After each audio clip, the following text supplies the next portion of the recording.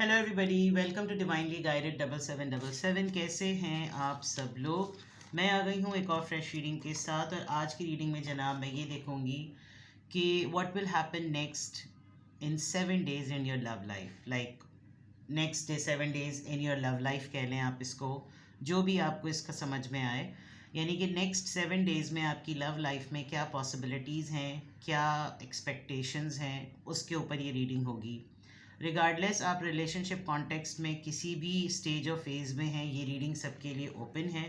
Timeless, general और collective. जब कभी भी आपकी नज़र से गुजरेगी तो ये आपका उस वक्त का मैसेज आपने वही लेना है जो लगे आपको अपनी सिचुएशन से मैच करता हुआ। टैरो में ये मैसेजेस आए हैं, सब आपने अपने ऊपर इम्पोज नहीं करने और इनकी बेसिस पर आपने कोई भी फाइनल डिसीजन नहीं बनाना। आप अपनी प्राइवेट रीडिंग करवाएं। डिस्क्रिप्शन बॉक्स में मेरा नंबर मौजूद है, साथ ही में सेकंड चैनल का लिंक मौजूद है और दोनों ही चैनल्स पर रीडिंग लेने के लिए मेरा कॉन्टैक्ट नंबर एक ही है। सो देखते हैं कि आपके रिलेशनशिप की क्या एनर्जी आ रही है और नेक्स्ट 7 days में क्या हो सकता है। Your love life in next 7 days। The world, 9 of Cups, Cancer, Scorpio, Pisces. 9 of Pentacles, Taurus, Virgo, Capricorn. 3 of Swords, Libra, Gemini, Aquarius. And 3 of Cups, Cancer, Scorpio, Pisces.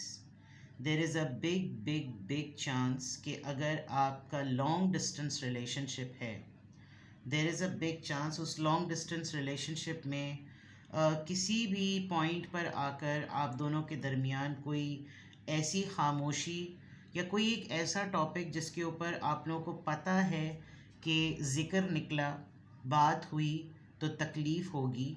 ऐसा लग रहा है कि जैसे उसका मदावा करने के लिए डायलॉग होगा।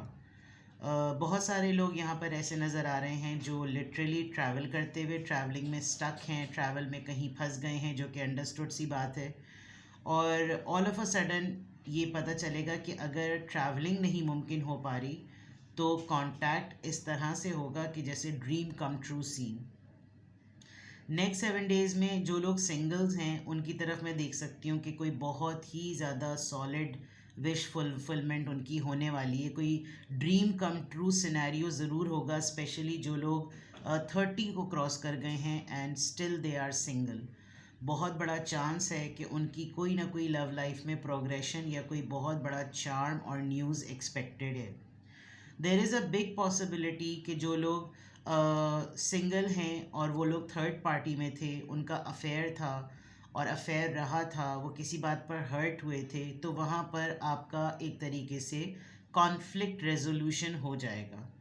आप एक दूसरे को ये बात कहते हुए नज़र आ रहे हैं कि चलो apart from everything let's be in single status, लेकिन हम एक दूसरे को अनफ्रेंड नहीं करेंगे, हम एक दूसरे के फ्रेंड जोन में रहेंगे, because being a friend you are a wonderful person.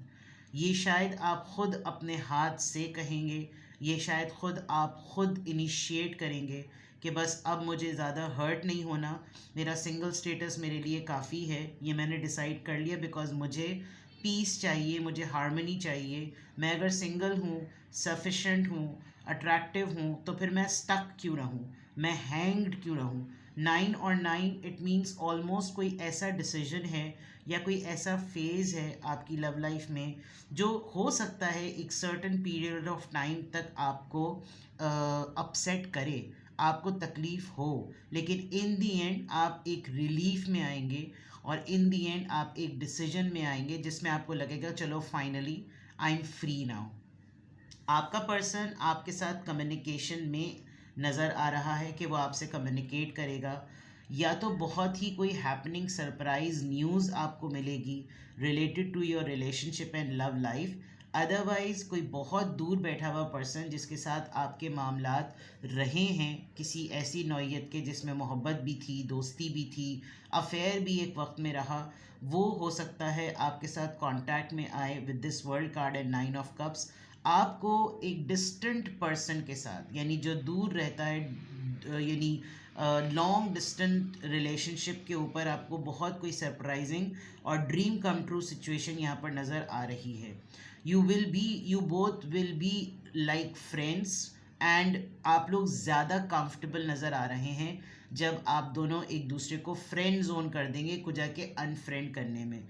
Although जैसे मैंने कहा कि एक हर्ट मोमेंट नज़र आ रहा है, आपको तकलीफ़ होगी ज़रूर, आपको पीड़ा होगी ज़रूर, but you will be in a fair mode. ठीक है, लेट्स क्लैरिफाई दिस कि ये वर्ल्ड कार्ड किस एनर्जी को रिप्रेजेंट कर रहा है. Your love life in next 7 days. Your love life in next 7 days. Please clarify this world card. 2 of Cups देख लीजिए. Reunion, reconciliation, soulmate vibe, date, मिलाप, दो souls का आपस में मिलना, dating, connection, contact बिल्कुल clear नज़र आ रहा है. 9 of Cups, Cancer, Scorpio, Pisces. Cancer, Scorpio, Pisces. 9 of Cups यहाँ पर किस चीज़ को डिक्लेयर कर रहा है? Page of pentacles. There will be a very slight offer, कोई कॉन्टैक्ट, कोई हाय हेलो, कोई लाइट सा message, WhatsApp text message without showing the name. क्या हाल हैं, कैसी हो, कैसे कैसे हो, और all good, hope everything is fine in the family. कुछ इस तरह की ऑफ़र, कोई कॉल और कोई मीटिंग तो डेफिनेटली लेट है, लेकिन ये भी इस वक्त जो है ना, ये इस तरह का कांटेक्ट भी जो है ना वो एक अचीवमेंट की तरह आपको फील होगा. 9 ऑफ पेंटिकल्स, ये फ्रीडम, ये सिंगल स्टेटस, ये खूबसूरत लगना, इतना अट्रैक्टिव लगना, ये किस चीज़ को इंडिकेट कर रहा है, किस एनर्जी की वजह से ये आया है? 9 of cups, 9 of pentacles, then 9 of wands. Maybe आप लास्ट मिनट तक इस डिसीजन को रिकंसिडर करेंगे.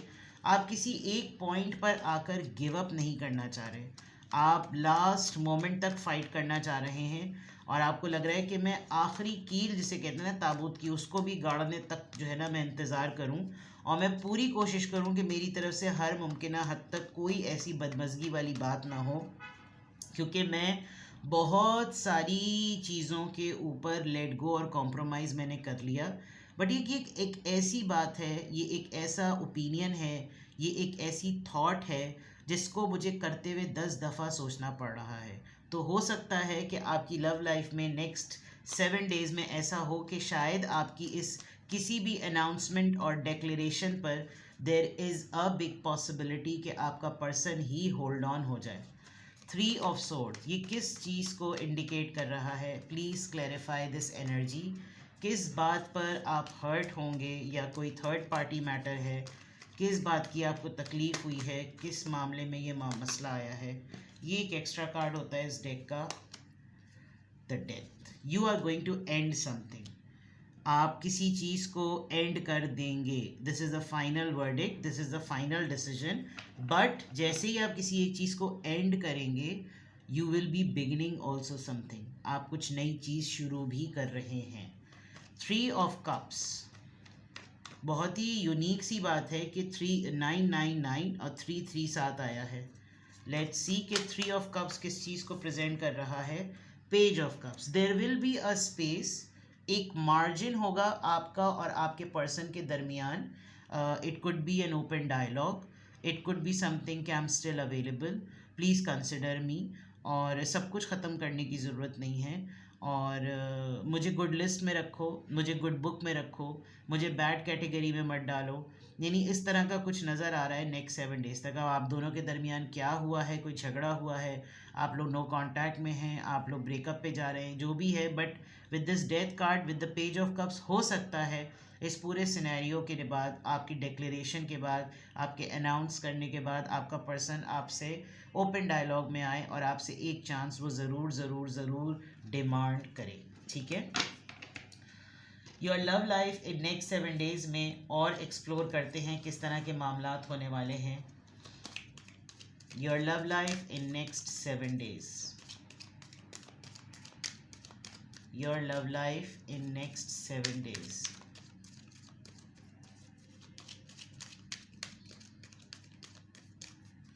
your love life in next 7 days.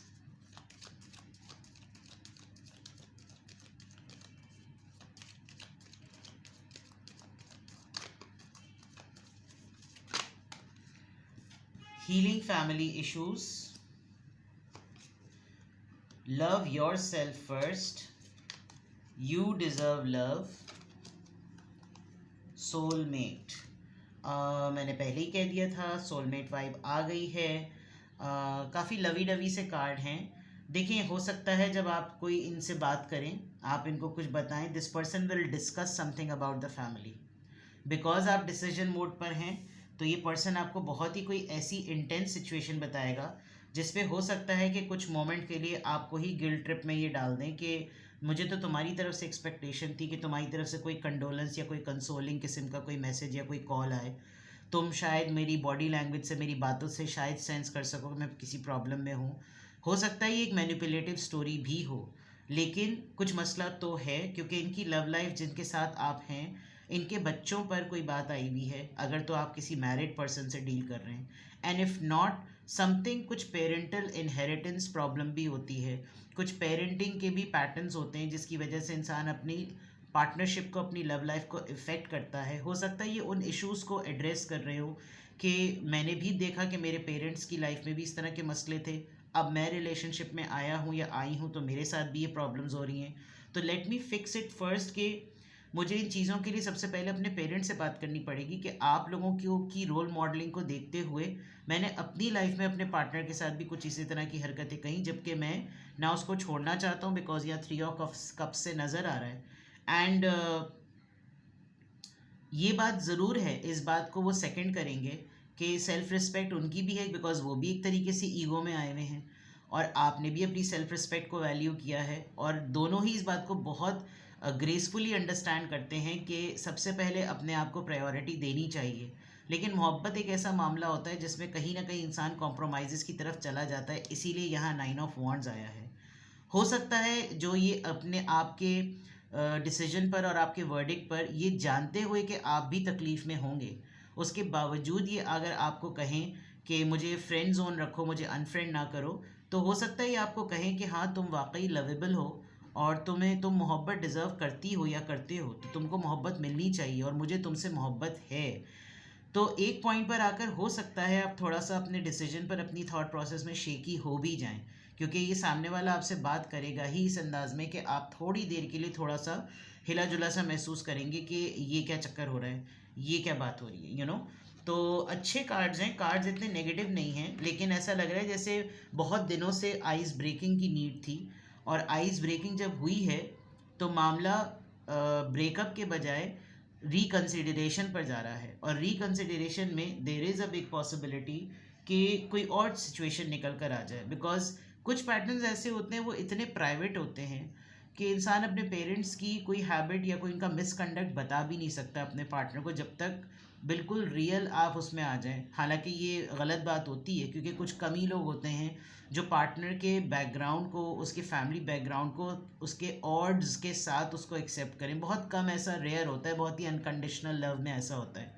जब शुरू ही से चीज़ें थोड़ी सी कंफ्यूज हो तो फिर इंसान कभी भी एक्सेप्ट नहीं करता, वो इस जोन में चला जाता है कि अभी शुरुआत में इतना झूठ बोला जा रहा है तो फिर बाद में पता नहीं क्या होगा, और ये तो एक टॉक्सिक एलिमेंट है, इसने तो मुझे टाइम नहीं दिया. मतलब बहुत सारी चीज़ों में इंसान फिर जब नेगेटिव होता है तो हो ही जाता है.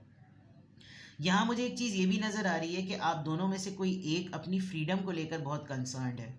उसको लगता है कि जैसे अगर माइंडसेट नहीं मिला तो फिर जितने शौक़ हैं मेरे वो सारे भी पैक हो जाएंगे, तो मैं खुद अपने आप को ही तकलीफ़ दे लूँ बिला वजह, मैं अगला हिम्मत नहीं कर पा रहा किसी चीज़ को ब्रेकअप करने की, तो मैं ही आइस ब्रेकिंग कर देता हूँ, मैं ही बोल देता हूँ, क्यों बिला वजह में इस चीज़ को पेंडिंग में डालना. लेकिन लेकिन लेकिन मैं आपको फिर भी कहूँगी कि आपका पर्सन नेक्स्ट 7 डेज़ में आपकी तरफ से ब्रेकअप जोन में नहीं जाना चाहता. अगर आपने अपना माइंड बना लिया, जो कि मुझे यहाँ पर 80% लग रहा है, आपका पर्सन ब्रेकअप जोन में नहीं जाना चाहता. हाँ, वो इस बात को बहुत सीरियसली वैल्यू कर रहा है कि आप सेल्फ़ रिस्पेक्ट के मामले में और सेल्फ़ लव के मामले में बिल्कुल आपकी ज़ीरो टॉलरेंस है.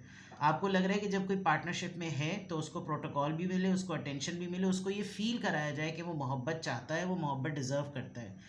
बहुत सारे मामलात में, बहुत सारी आदतों में, बहुत सारे ट्रेड्स में ये पर्सन आपको बहुत अपने से बहुत अपर ग्रेड का समझता है, और इसके लिए ये डाइजेस्ट करना बहुत मुश्किल है, बिकॉज ये एक्सेप्ट करना कि क्या हम सोलमेट हैं एक स्टैंडर्ड से ऊपर की बात है। लेकिन नेक्स्ट 7 डेज़ में आप जो भी, अगर आपने वाकई कोई अपना माइंडसेट बना लिया है एंड यू आर थिंकिंग कि ये मेरी तरफ से फुल एंड फाइनल है और ये ब्रेकअप की तरफ जा सकता है, तो ये आपकी अपनी कॉल होगी। मुझे ऐसा लग रहा है कि अगर आपने अनाउंस किया, आपका पर्सन आगे बढ़कर नेक्स्ट 7 डेज़ में आपके किसी भी दिन आकर आपसे कोई बात, कोई ऐसी स्टोरी, कोई ऐसा सिचुएशन, ऐसा प्लॉट करेगा वो कि वो आपको थोड़े देर के लिए गिल्ट फील कराएगा कि तुमने तो इतनी एक्सट्रीम डिसीजन ले लिए, जबकि साइड में स्टोरी का तो तुम्हें कुछ पता ही नहीं है। इस तरह की भी निगोसिएशन हो सकती है। तो या तो आप दोनों के दरमियान डिबेट होगी या फिर कोई अपना फाइनल वर्डिक्ट सुनाकर इस चीज़ को एंड कर देगा, लेकिन आप दोनों परमानेंटली बिल्कुल टाटा बाय बाय वाली सिचुएशन में नहीं जा रहे। There will be a window of being friends, but let's see how it progress. ठीक है, तो ये है आपकी रीडिंग कि नेक्स्ट 7 डेज़ में what will happen in your love life. किसी भी पॉइंट ऑफ टाइम पे आपको लगे कि आपको मुझसे प्राइवेट रीडिंग लेनी है, आपको कोई डिसीजन मेकिंग करनी है, आप खुद ही कंफ्यूज नज़र आ रहे हैं, बिकॉज आप थोड़े से, जो मैंने रिकॉर्ड्स रीड किए हैं, मुझे थोड़ी सी ज़िद नज़र आ रही है। ठीक है, अपना बेहद ख्याल रखिएगा। Bye bye.